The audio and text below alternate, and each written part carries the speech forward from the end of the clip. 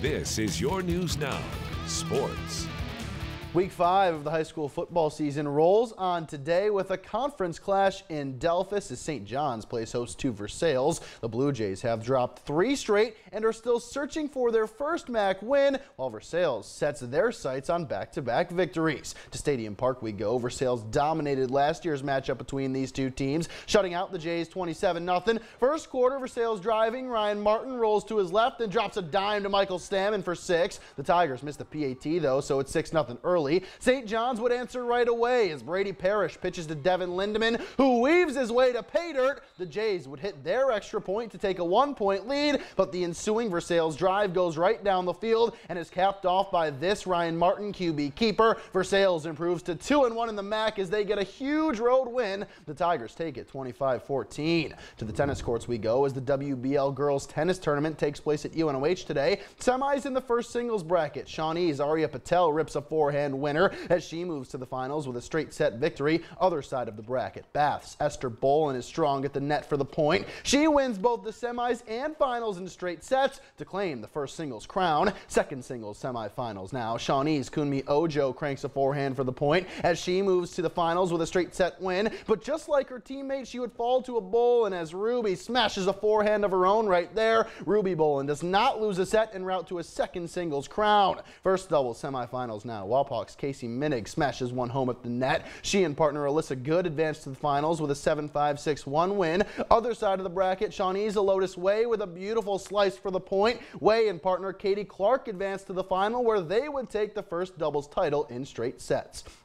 Finally, semis and second doubles, Van Wert's Kaylee Jennings with a forehand winner at the net. She and Jada Buckner advanced to the finals in straight sets. There they would fall to this Shawnee duo of Donna Bowers and Hannah Patton. Patton with the forehand for the point right there as Shawnee claims the WBL tournament championship. Moving indoors as Van Wert hosts their volleyball invitational today. The Cougars matching up with Elida. Second set, Cadence Miller serving, and she dials up the ace for the Lady Dogs who take an early lead. Van Wert hanging in though as Jalen Rickard kills one for the Cougars. But the Lady Dogs just too much as Rachel Mitchell sends this one back. Elida wins a tight one 2-1. New Bremen is in a 4-way tie atop the MAC. They meet Kalida at the Cougars Den today. Picking it up in the second set, Grace Klausing sets it over the net for the point. That cuts into the New Bremen lead, but it's all Cardinals from there. Claire Pape sets Josie Reinhardt, who hammers it home, and then it's Pape again, this time to Macy Putoff for the point. New Bremen wins in straight sets 2-0. Another key clash in Van Wert sees Shawnee squaring up with Versailles. First set, Kirsten Baumholt sets Brooke Stonebreaker for the kill, and Versailles takes an early 2-0 lead. But the Indians answer as Kelsey Fishbaugh finds Trinity Gearing for the point. That cuts the lead in half, but this one is all Tigers. Mackenzie Knorr to Emma George, who spikes it home. Versailles wins 2-0. We finish with another WBL versus MAC matchup as St. Mary's battles New Knoxville. The Riders get out to an early lead with the help of Samantha Ackroyd, who kills one here, but New Knoxville answers in a big way. Morgan Leffel spikes one of her own. Rangers up 2, and they continue their run as Carson Henshin finds the floor. New Knoxville wins 2-0 and would go all the way to the final before losing to New Bremen in 3 sets. In Convoy, Crestview hosts a volleyball invitational of their own today. St. Henry takes on St. Paul in this matchup. Skins trailing early. Marley Vaughn drops the hammer to pull St. Henry within 1. Moments later, Brianna Seifring ties it up with this kill of her own, and then it's Addie Vaughn to Hannah Bruns for the cross-court slam. St. Henry wins in straight sets 2-0.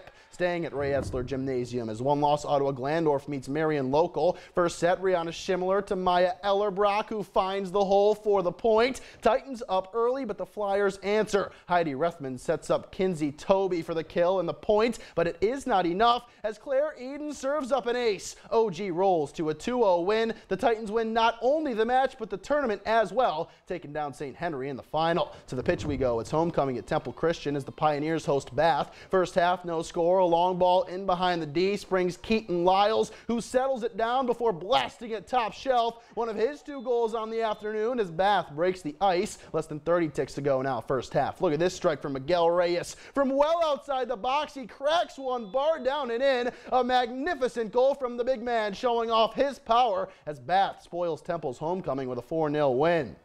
Girls' turn now. The Lady Cats home this morning for a date with LCC. Just over a minute to go in the first half. LCC down 1. A direct kick here for Annika Wilker, and she buries it. Up and over the keeper it goes to level the game at 1 apiece. But just over 30 seconds later, Bath has an answer as Ainsley Miller's cross finds Chandler Clark, who puts it home. The Lady Cats explode for 4 second-half goals. They win at 6-2. And Elida, the Lady Dogs, also in action as they welcome Fort Jennings. Second half, Elida up big, and they add to it as Cammie Manning's cross finds the left foot of Amari Kristoff, who finishes it off. The Lady Dogs lead at 8-0, and they aren't done. Here it's Peyton Kuhn in behind the D. She waits before blasting it by the keeper. A patient finish by the freshman as Elida rolls 9-0. At the college level, the UNOH women's soccer team opens up WAC play, hosting Rochester College. Second half, the UNOH rolling. Viviana Morales plays it into the box, and Ariana Cirillo is on the receiving end as she one-touches it home.